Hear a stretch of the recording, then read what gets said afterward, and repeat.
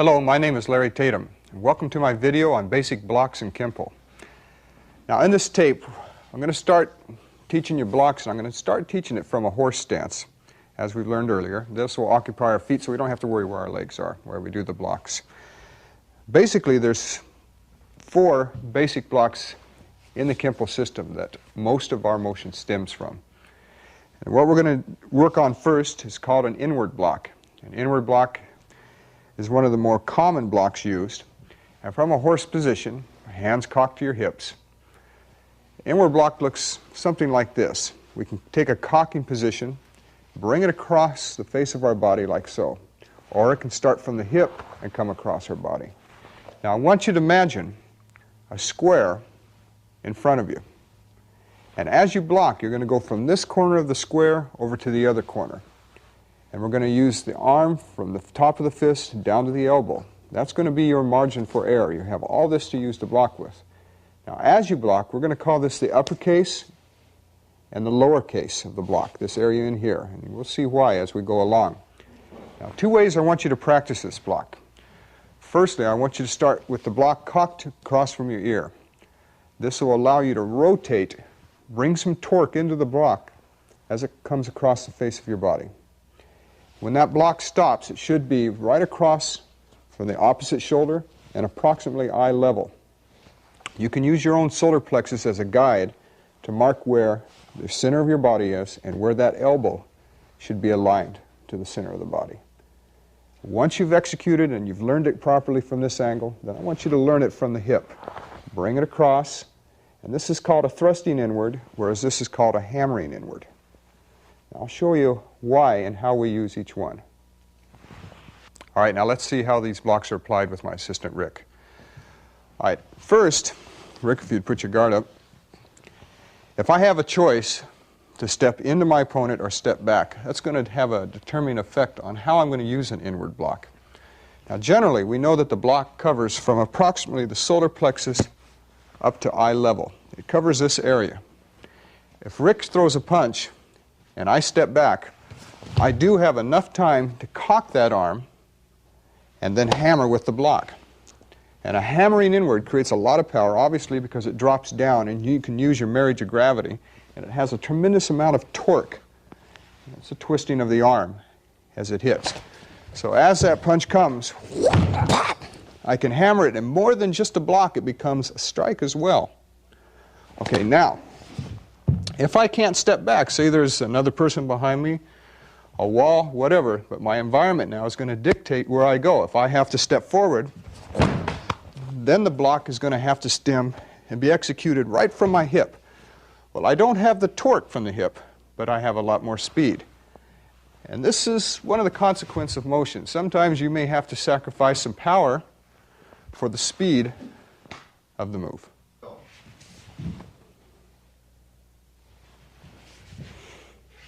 Yes.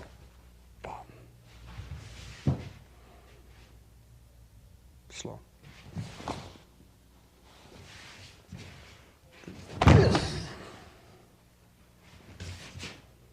All right, the next block I want to work on is called the outward block. Now there's 2 types of outward blocks basically used in the Kenpo system. We have a vertical outward and an extended outward. We're going to work on the vertical outward first. Now from a horse stance, it's no more than bringing your arm over to the opposite side of your body in line with your other fist and bringing the block across your face, again at eye level, and we're going to use the outside of the arm to block with. It's a vertical outward, literally because the block itself is straight up. All right, now, again, your solar plexus is going to be your guide to your center line. You don't want to be above the solar plexus, you don't want to be below it. If you're right at your solar plexus, you'll find that the top of the fist will be right at eye level as you come across with this block. It does have somewhat of a torque to it. As you come up, it has a little bit of torque as well. Now, from the side, from a neutral position, I'm going to start it with the arm already down. I'm going to bring it up and I'm going to anchor it, or hinge it rather, from my elbow and bring it across at eye level. Again, we're using the outside of the arm to block with.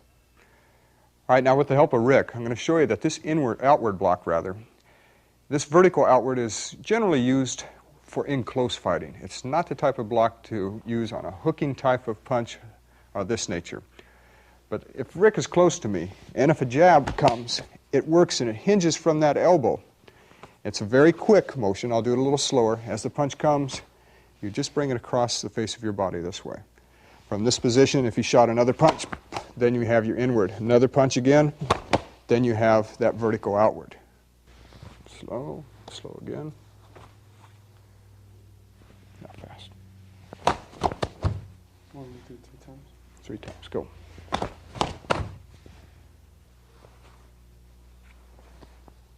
Okay, hold it there, guard up.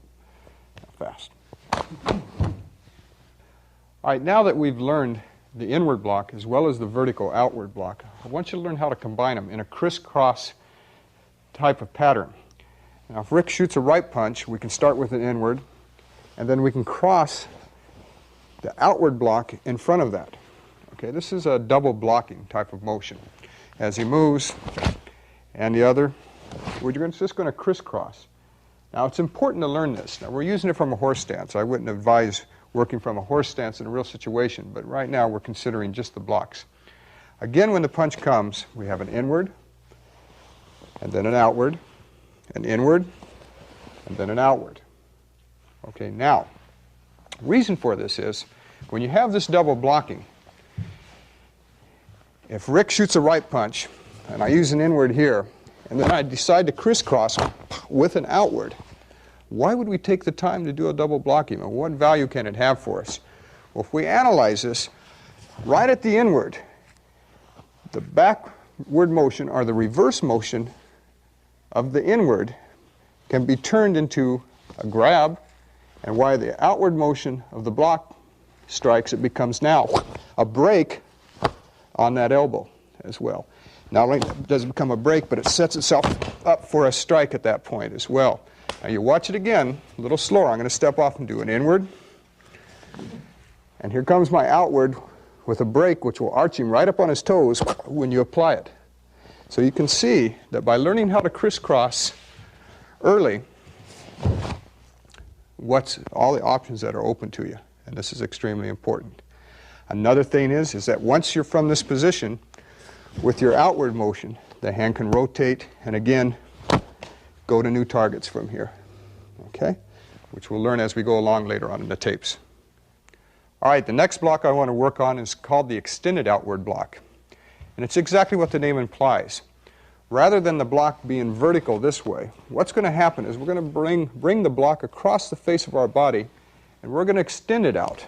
It's no more than taking a vertical outward, turning the fist forward and extending this out on approximately a 45-degree angle in relationship to your body from here. Now this block is generally used, and you can see from the side, it comes straight up the center of your body, and when it reaches just about eye level, then it turns out away from you. So it becomes a shield. We call this a shielding block as well.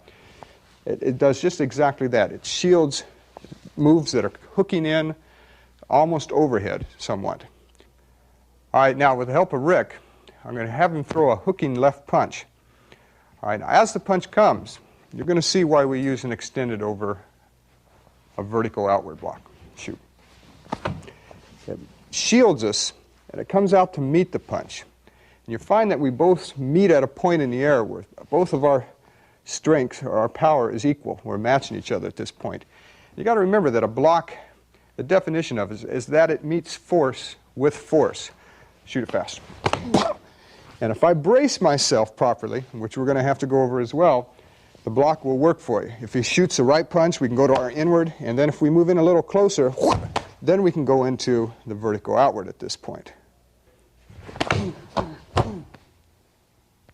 The next block I want to go over is called the upward block. Now this block is generally designed to work above eye level. And the inward block worked eye level to the solar plexus. The outward block also worked within that area. That was the vertical outward. The extended outward still worked, but it was projected not so close to the body, but it was still eye level and in line with the center of the body. So it was still basically working in this area. All right, now what we're going to go over in this upward block is we've got to work a block now that works from the eyes above the head. Now taking your fist, and I'm going to do this from a neutral stance, I'm going to bring my arm straight up the center of my body. And right up that center line. I'm going to stay on this side of the center line. And when I reach about eye level, I'm going to torque it so that it forms a 45-degree angle in front of my head and above it as well. Now I want this block, if you look at it from the angle, side angle here, I want it to be a hand's length from the head. I don't want it over, because if you block something, the weight of it, the pressure of it's going to throw you off balance as well. But I want it about this far from your head, so whatever does hit is going to be deflected. Your own bicep is going to be like a shock absorber as well as your shoulder. Whatever hits the arm is going to hit at the angle that you've already created. We call this an angle of deflection. It's very important because we don't want the block to be straight across or horizontal to the ground, because whatever we catch, although we'll block it, we're going to have to work under that force. I don't want you to do that. I want that force to roll off of your arm. So we're going to create that angle of deflection at that point. Now if you look at it from a horse position, straight up the center of the body, remember that center line, come to approximately eye level, and then torque it out so it forms like a roof. If you put both arms up there, it would be a roof, so to speak. Now, whenever you learn your blocks, make sure that you retrace the path that you went up to the block. Whether it be an inward, retrace the path, because that is reverse motion, and we're going to get more into that as well. The reverse motion of any block, any strike, also has a value to it. You remember in the other tapes I was explaining about how every move has a consequence, and also every move has more than one dimension to it. Likewise with your blocks, they all have more than just one dimension. Right now we're learning them just primarily for blocking, but I'm going to show you how this motion can be used as a weapon. And as I said before, each block has an upper and a lower case. To illustrate how this block is used, I'm going to have Rick give me an overhead strike. And I want you to watch how the angle of deflection truly works. Shoot. By creating the angle, in essence, what I'm doing is just as the block is just at the point where I'm in danger, I slip it. I slip the arm. I don't actually hit it with my fist, but I create the angle. So now as he keeps pushing, he slips off the angle I created. And if you look at it, I'm not trying to muscle this, force it back in any way. That's what I don't want to do. I don't want to absorb that much shock. What I want to do is just create the angle so that as he pushes, he cuts himself. Now from this position, if Rick starts to shoot the left punch, we're going to use the lower case of a what? Of an inward block. This is what I'm saying about knowing your upper and lower case blocks.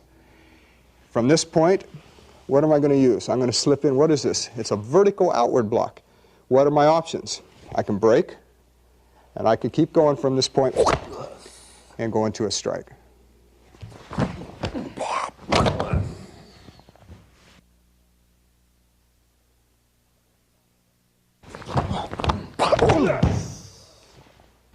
The next block I want to work is called a downward block. Now from a horse stance, hands cocked to your hip, you take your fist, bring it over to the opposite hand again, bring it down and let it just fall, let it hinge from the elbow, let it fall all the way down until the outside of the arm is in line with the outside of your thigh. I don't want you to block past it, but I want you to block to it. And retrace the step, hinging from the elbow, and come back up again. Now you'll find, as this is done, that from a side view into a neutral stance, as I bring it across the face of my body, that this again is a hand's length from my leg. And you'll notice that this line complements this line. That means that they're both, it's all equal distance all the way down. That's important because as we get later on into the tapes on katas, we're going to discuss this. So let's learn about it a little bit right now so you understand it. I don't want the block up this high. Obviously, they no longer complement each other. I don't want it this low. Again, it cancels itself out. This is approximately where I want it, about a hand span from there. And you'll be able to feel this as you practice it. Like the other blocks, I want you to learn to crisscross it. As the right block comes back, the new block goes over the top of it, and they crisscross at this point. Watch again. The old block gives way to the new, so it goes behind it. That's a good way to remember it. The old gives way to the new. And you might say that that block is reborn again as it comes out and becomes a new block again. For our purposes right now, I want you to learn this block for a defense against a kick. I'm going to show that first. I'm going to show it a couple of ways. First of all, if Rick shoots a kick and I drop back, I'm going to cock the hand over just for the purpose of learning and then execute the block. But now in a street situation, you can't take the time to cock that hand because you may get hit by the time you bring it back. So now here's where the crisscrossing comes in. Remember we were crisscrossing from a horse stance, right? All right, so what happens now is I'm going to let my right hand be the first deflection, or the first block. And as the kick comes, it's actually going to catch it first. And if you analyze this, it moved from what we call point of origin. Now remember that word because you're going to hear it a lot, especially in the other tapes when we get into self-defense. But point of origin refers to a basic move, strike or whatever, moving from where it is at the time. Rather than cocking my hand, which wastes time, I move it from where it is. This may look prettier to cock your hand first, but in reality, people, when you're out there in the street, it has to move from point of origin. So when he made that first kick, that was basically my first deflection, and that's basically all it is. Now, because of the crisscrossing, as the kick comes, you've got a deflection and then a major block. So you might say that this was a minor move to set you up for a major action. All right, now, carry it a step further, we can go with the kick. Jabs of the punch, inward block, outward, upward, and get rid of him.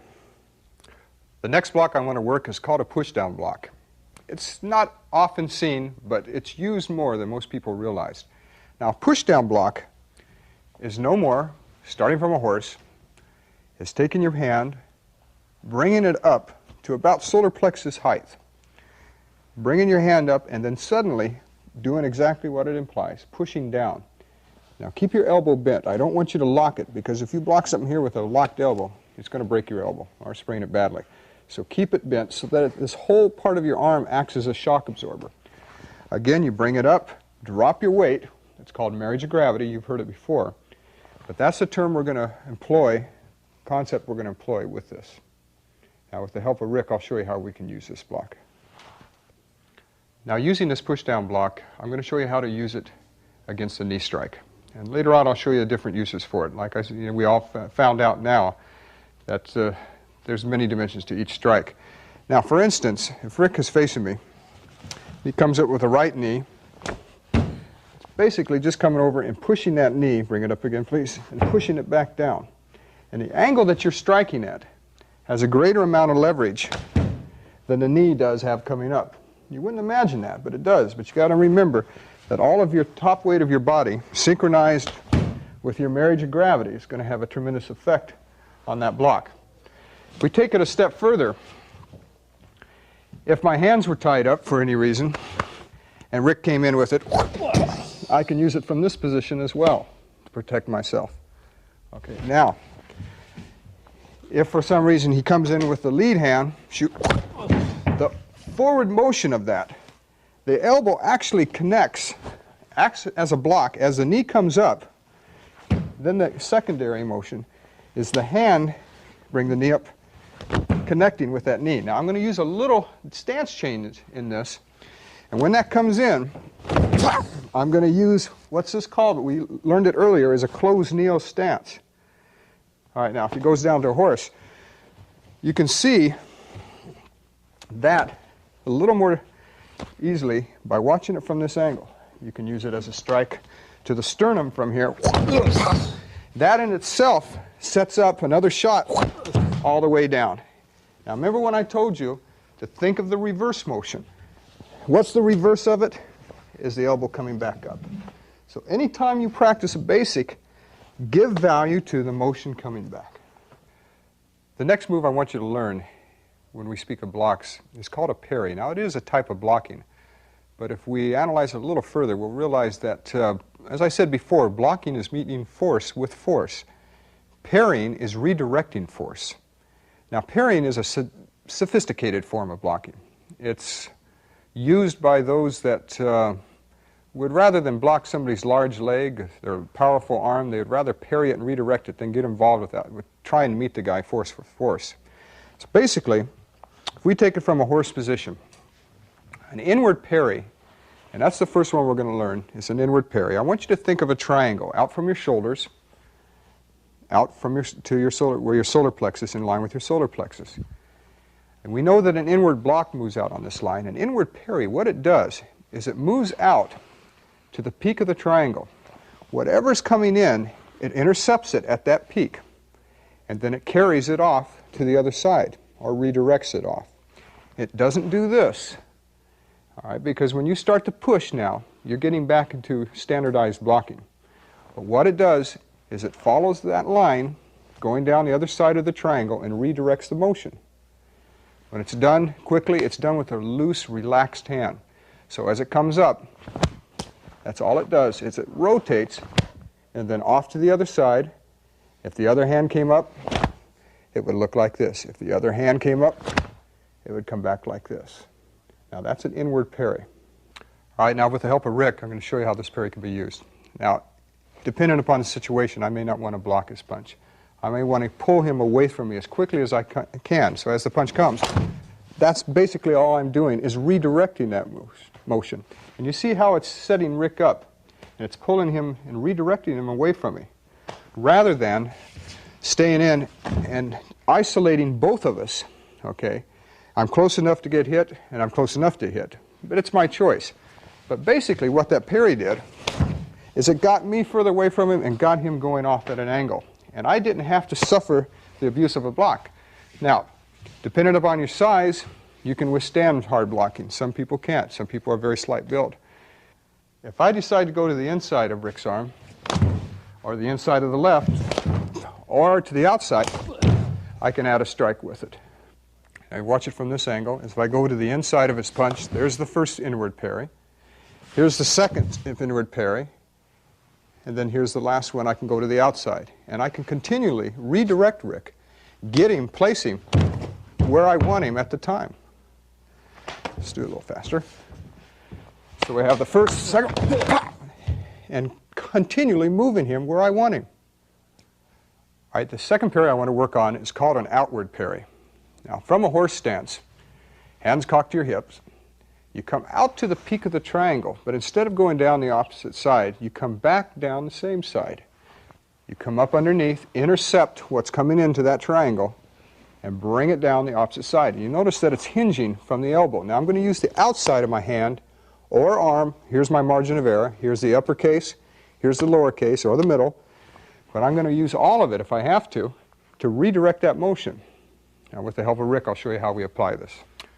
All right, now, we're going to use an outward parry, but I'm going to use an inward parry first, so you can see how the outward is really applied in this. First, as Rick comes in with a step-through punch, I use a what? An inward parry. Then he steps through, and I use an outward parry. And all I'm doing is redirecting that motion. Now, for me, to get that parry to work properly, you notice I had to go to a stance change, and we learned it earlier, a cat stance, and it works well at this point. Remember that. All right, let's go back. We'll do it a little faster. We have the inward, and then the outward, right in here. And what is the reverse motion of this? It looks like an inward block. You extend your fingers and you got an automatic strike in there. The cat stances also set you up for what? A strike as well. Okay, now, if we take an outward parry by itself, we can go to the outside, but this hand isn't being used at this point, okay? So we're going to use an inward and an outward and use them together. Basically, the inward does the first part of the redirection. The outward picks it up and continues it on. So if he has a lot of forward momentum on it, we're going to redirect him away and he'll come up on this foot, as you saw. Again, the options are there, ready for to use at that point. Everything's set up, whether it be an eye hook, back knuckle kick, but those double parries set us up for the action. If you look at it from this angle over here, for a left punch, there's the double parry again. Inward, here's the outward. And of course your imagination can run away with you at this point. Next parry I want to work is a downward outward parry. And from a horse stance, it looks similar to a downward block. But the difference is this now. We're going to think of that triangle. We're going to come out to the peak of the triangle, open the hand, and come back down the same side. So this is another outward parry at this point. It's downward because obviously we're going down. And we're going to deflect kicks, but that doesn't mean that it's just designed to deflect kicks, because your opponent could be down on his knees at that point. You could be deflecting his punches, his head, or anything for that matter. So you bring it out to the peak of the triangle, just so your elbow shouldn't go out any further than your own ribs. And once you reach the peak of that triangle, just guide it down and away from you to the outside of the leg. Don't go too far back, because you got recovery time. You may have to come back. So keep it in with the width of your own body at this point. All right, now with the help of Rick, I'll show you how to use this downward parry. Now, we're going to take a kick. And if Rick takes the kick here, and I parry, it's going to work. If I'm late on my parry, I'm going to get hit. It's all there is to it. But the point of it is, back in the other tape when we worked on stance changes and foot maneuvers, I want this parry to be backed up by a little safety measure. So as the kick comes, I'm going to drop back to, what is it called? What is it? That's the twist stance. All right, or rear crossover, you might call it. But as he moves in, I'll bring the other hand up in a checking position. Now remember that word, because that's going to be in one of our other tapes as well. From that position, if he shoots a back knuckle, I've got an inward, outward, and then of course I can go from where I want at that point. Now watch this again. First we have the downward parry, and then the inward parry. And those are two of them, an inward and an outward that was used. All right, the next parry is called an inward downward parry. Now from a horse stance, what you do, again we're going to use that triangle, but we're just going to come out and then over to the other side. That's all I'm going to do. I'm going to come out and over to the other side. Now it can be done one of two ways. You can come out, keep the palm of the hand facing away from you, or you can come out and put the palm of the hand in. Depending upon the situation, it can be used either way. So learn it both ways. I'm going to use this one now. Now what's nice about these downward parries is they all move from point of origin. And they move very quickly. For instance, if I'm being tackled from Rick here, no more than a redirection. And if you look at it without Rick being there, it was stepping back and just turning my body, and the arm naturally goes into position. Again, watch the complementary angle. Now, what's open to me when he does this? You tell me. There's a lot open here. Whatever we want to add, present, change, whatever, it's all there for us. Okay, now, if we use it against a kick, you'll find that in some of the seminars that I'd give, I would draw an analogy between somebody running from a fight and being the victor physically from running from it. And you might say, as the guy was kicked at, he turned to run from it, not realizing that his turn created a defense. But then in his fright, as he started to beat feet, he caught the guy in the groin. Little did he know, as he kept on running, he had defeated the guy back there. All right, now again, watch what this does. All we do is we turn. The stance I'm in is a closed kneel. I have a checkup. My options are open to me. I can scoop the groin, kick the leg, sweep, and so forth. We'll get into this even deeper as we get on to the other tapes. But this is how these parries work. Start learning them. The next parry I want you to learn is called the horizontal parry. Now we have an inward and an outward. I'll show you the inward horizontal parry first, and it's using the palm of the hand. Now from a horse position, I want you to take your hand, drop it down to your side. I want you to bring it across, hinging from the elbow, starting with your shoulder, hinging from your elbow, and then using the palm of the hand. I don't want your palm of the hand straight out. I want a slight bend to it, because we're going to use this part of the hand to actually connect with when we do a parry. Now, if you look at it, it's not so much working the triangle, but now we're working more of a half circle here. All right. Now, it can be used on a triangle and down the other side. It's similar to an inward parry, but I want you to think of more of it working out away from your body. All right, now with the help of Rick, I'll show you how this is applied. If I take a punch, and the punch is coming to the chest, that's a perfect place to use this. It's very quick, it's very strong. Remember to synchronize your parries, no matter what type you're being used, or your blocks, but synchronize them that they make contact as your back foot connects as well. Looking at it from another angle, as Rick punches, pop, there's your parry. Again, it opens Rick up, sets up new targets, all the way from the heels of his feet. Everything's set up and ready to be applied. And so, all right, now I want to go into the horizontal outward parry. Again, using the palm of the hand. But now I want you to come out to the center of your body and turn it away from you. And again, it's horizontal. It's parallel to the ground. Instead of coming in now, we're going to go out away from the center of our body. And remember that anything that moves away from the center of the body is considered an outward motion. Anything that comes towards the center is considered an inward motion. But as I come out, I rotate it. And you notice it's coming out like an inward parry. But then just as it reaches the peak of that triangle in front of us, then we push it out to the side.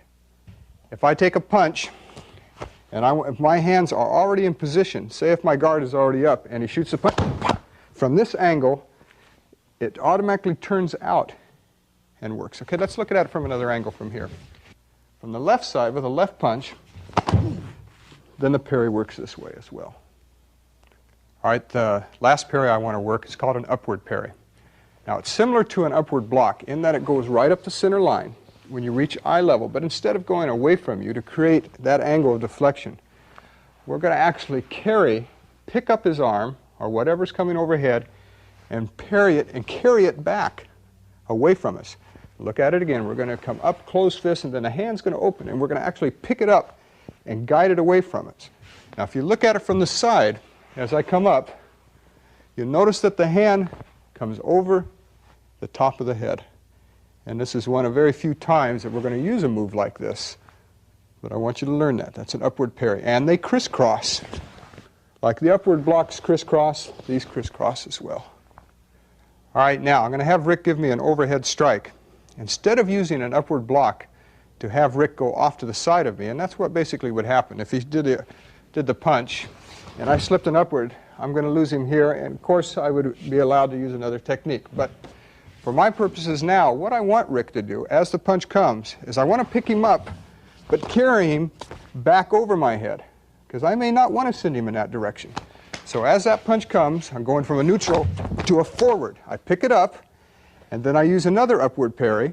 It comes up over the arm, but going in the opposite direction. And I'm making this little roof over my head. And then at that point, if I want to drop in and grab the groin, I just follow off that momentum, that circle that I'm making. All right, let's play with these parries a little bit, put them together, and see what we can come up with. We're not going to strike Rick. We're just going to redirect him away from us, continuously redirecting as he keeps coming at us with different strikes. Double parry, outward parry, inside downward, double parry again, outward downward parry, and a redirection. All right, now let's look at this a little more quickly.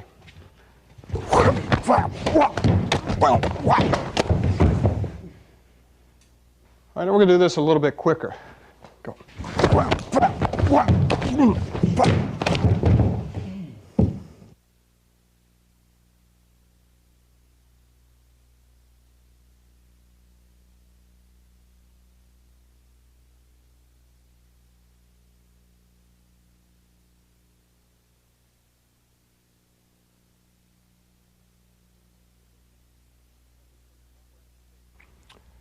At this point in the tape, I want to put your blocks that you learned and put them with foot maneuvers. Now, I'm not going to reteach you the foot maneuvers.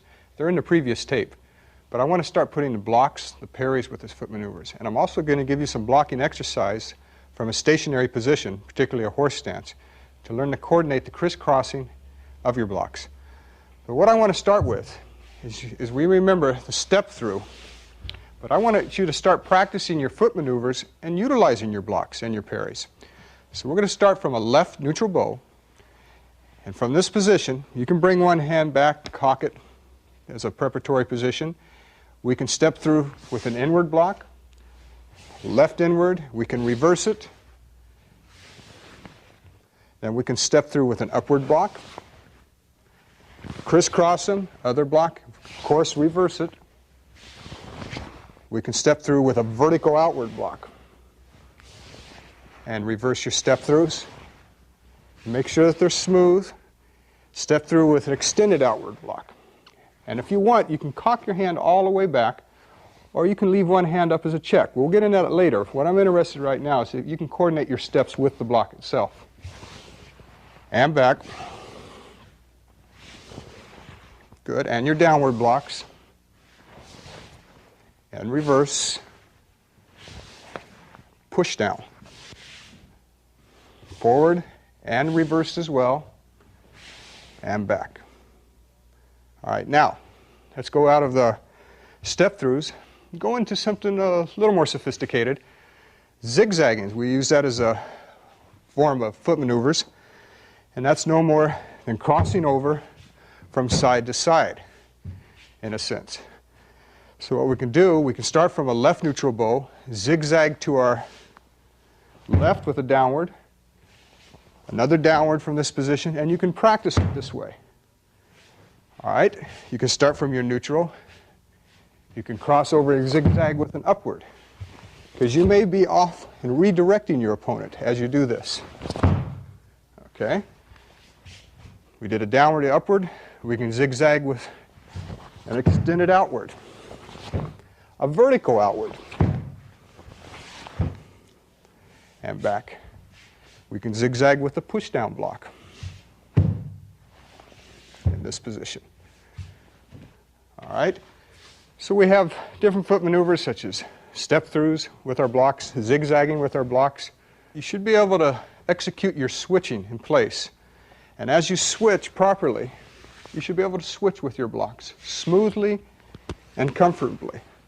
Doesn't matter which block you're using, as long as it's smooth. And you notice that my blocks and my stance are complete at the same moment.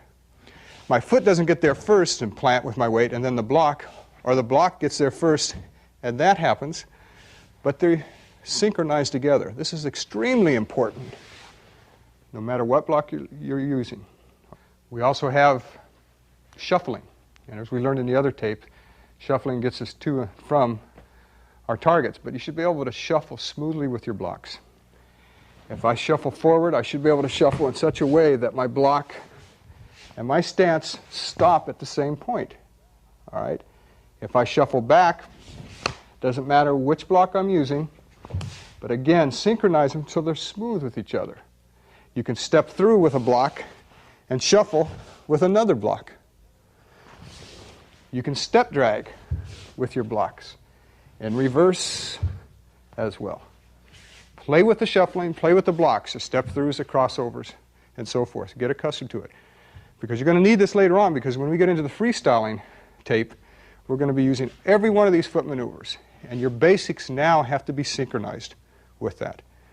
Another suggestion is to take a horse stance. Take your blocks and do a routine that we call in Kenpo a star block. It's no more than starting with an upward block, we'll use the right hand, and using the same hand, coming down to an inward, moving over to an extended outward. Take the same hand, drop it down, hinging from the elbow to a downward block, cock your hand back, and then come back with a push down block. Learn it on the left side. That left side should be just as familiar to you as your right later on. Put them together and see what you come up with. Okay? If you want to get real fancy, start one up, one down, and have them both reverse. This is even a little harder.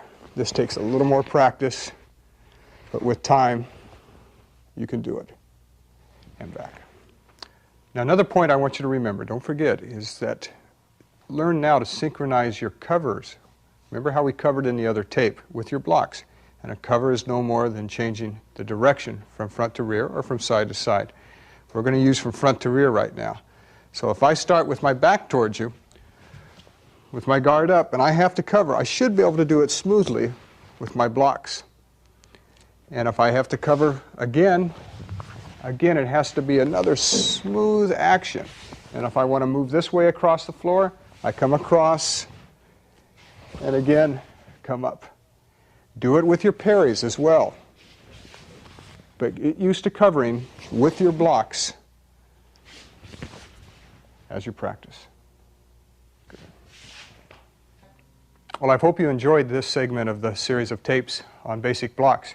But remember that, it's just basic blocks. As we go further into the series, we'll get into advanced blocking, advanced parries, and so forth, and advanced footwork.